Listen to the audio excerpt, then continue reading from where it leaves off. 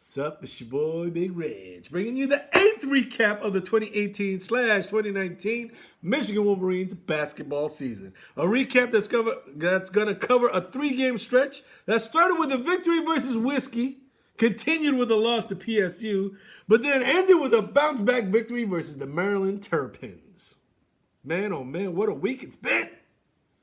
Oh, first I got to take a drink because it's been a while. That's not keto. It's not. It's not keto. It's Evan Williams. And it's delicious. As you can tell, I've drank the whole bottle. Oh, my God. Woo, boy. We're in good spirits now. Yes, sir. On to the recaps. Listen, we're not going to get into all the details of all the different games. We're just going to take a step back now because we reached about, 3/4 of the way through the season. Yes, sir. We're entering into the final stretch. We got to put on our final kick to make it to the finish line. We got to be like Usain Bolt. We got to be like Michael Johnson. You know what I'm saying? No? I'm telling you, this reminds me of the time back in '96, Michael Johnson. He would just run up like this. Wow. Got so inspired. We went out to Palmer Field, is that what it's called? In front of a Mojo. Yep. Me, Jacob Jen, a bunch of other people, we had a thing. I said, hey, man, I could run one lap around Palmer Field in under 90 seconds. Oh, my goodness. I remember Steve Chen was on the sideline giving me tips on how to run. He's like, run on your toes. Messed me up. I started running pigeon-toed. I couldn't make it to the finish line. You blaming it on Steve Chen? I'm not saying. I'm just saying, listen, just run how you run. Don't try to change your coat. Don't try to change your running style in the middle of the race. And that's what this Michigan team is not going to do. They're not going to panic. They're not going to, what's the word I'm looking for? They're not going to stumble, okay? They're not going to pull a Reggie Kim and fail to make it to the finish line. Because I'm not going to lie. I was panting and wheezing and I almost had a heart attack. Oh, you could know it. I got to take a drink just thinking about that race. There you go. Anyway, this Michigan team has been resilient throughout the season, and we're going to hope that it continues on so that they cross the finish line in first place. And man, oh man, they made a big strides in that goal with a big victory over Wisconsin and then over Maryland. Maryland, who had been one of the hottest teams in the Big Ten. Yes, sir. If I should remind you of that. Now, looking at the big picture, there's been a lot of things that have been going on with this Michigan team in the past couple weeks. One, of course, was the struggles on offense. Man, oh man, I haven't seen a Michigan team struggle this much on offense since the days of Al Borges. Wow, gorgeous. No, not gorgeous at all. This was just terrifying, okay? This was like a horror show, okay? You know, the beginning of the season, the Michigan offense was like Robin Williams' version of Aladdin Genie. He's like, pow, pow, pow, pow, pow, pow! Hitting on all cylinders. Bam, bam, bam, quick hitting. Okay? An all-time great. The offense toward the middle of the season and now more recently has been more like the Will Smith version of the Genie. Wow. I mean, it is just monstrous. It's hard to watch. Wow. You know what I mean? It's just like, ooh, God. Wow. There's just something not right about it. You know what I mean? Hating on Disney. Okay, I'm not going to lie. The offense has been struggling of late, okay? Now, one of the big people that were struggling for the longest time was our man, Charlie Matthews. And we were saying in the last video, Charlie Matthews, even though he's struggling, even though he's been missing a lot of shots, he's going to persevere. He's going to make it through. But there were so many haters, so many doubters. One of the chief ones was this person here. Play the tape? Play the tape. Take your time. Big Reg, Mr. Squarehead here. There's a shot. I only got one recommendation. Can you please put Charles Matthews on the same bus out of town as Jim Harbaugh? He sucks, Reg! Sucks! Can't make a jump shot. Can't make a layup. Why is he even shooting, Reg? He needs to get out. Put him on the same bus. Give them first-class tickets. He's got to go. Wow. That was Mr. Squarehead. Mr. Squarehead. Okay. Bashing Charlie Matthews when the chips were down. But we held faith in Charlie Matthews. And that faith was paid in full. In fact, it's been overflowing of late. Yes, sir. Charlie Matthews is the turnaround Jays, timely three-pointers, run out fast break points, okay? Aggressive offensive rebounds. Super aggressive on the offensive rebounds, okay? Confident shot making. He's been an offensive juggernaut the last 3 games, okay? So, Mr. Squared, I hope you're eating those words, okay?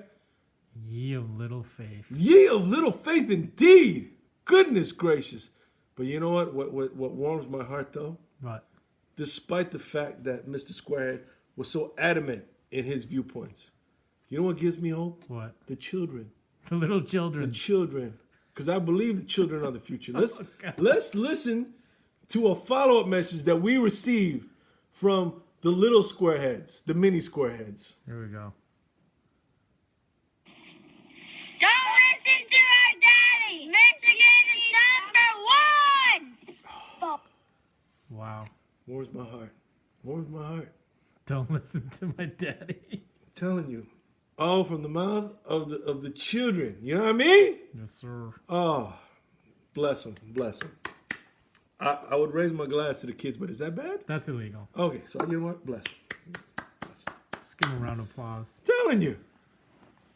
But you know, Squarehead's not the only one. After that loss to PSU, there were so many people just berating me for calling this team elite, for calling this team basically overselling them, overhyping them, saying, "See, we're not elite. We can't do this. We can't do that. Blah blah blah. Yibbity yibbity skibbity." Okay. But must I remind you, despite all our travails, despite all our struggles, okay, where do we find ourselves? 3/4 of the way through the season. Top of the conference. Top of the Big Ten Conference. Number 1 slot. Okay? Toughest conference in America, top to bottom. And we're still in first place. Despite all these setbacks, despite all these struggles that we've had of late, despite the fact that Charles Matthews was struggling, despite the fact that Iggy has been playing more like a freshman these past few weeks, despite the fact that the pool party master has had some woeful shooting nights. Despite all that, and then you throw in the fact that the refs have been such crap. Don't even get me started on the refs. Oh, controversial. Especially that PSU game. How did they throw out John Beeline? He's like the Mr. Rogers of college coaches. Yes, That's just sir. sacrilege. Sacrilege. No one believed it. I gotta calm down. Not even Tom Izzo believed that. I mean, how could you? How could you? Anyway. Despite all these things that we've had to go through, we still find the Michigan Wolverines at 12-3 at the top of the heap. Number 1. And still these people say, oh, they're not elite. They're not elite. Well, you know what? Let me just shine some light on you now. Okay. There's a thing, okay, called Inaugurated Eschatology. What? Already, but not yet. We are already elite. Oh my gosh. Even though you might say we are not elite, but I contend that we are already elite. This is the wrong We don't have to message. wait to be elite. We are already been made elite with the quality of our play, with the quality of our production, with the quality of our coaching, with the quality of our players that we've demonstrated, with the resilience that we've shown, with the perseverance that we've shown. Oh, goodness gracious. And for anybody that doesn't see that this team is a great team, about to do great things, then I beseech you to just open your eyes to see it. Oh, ye who are blind, ye who are of little faith. So many people were down Charlie Matthews, and what did he do? He kept on keeping on. And he came out of the darkness into the light. Wow. Gloria Estefan coming out of the dark. Woo! Whoa. What the heck is going on? Okay? They're sure the pool party master, the party's gone a little bit sleepy. But we're about to get some Red Bull, some 5-hour energy, and we're about to get this thing lit one more time. Okay. Okay? Just in time for the final kick on the way home. To the final stretch to the Big Ten title that we're going to snatch up.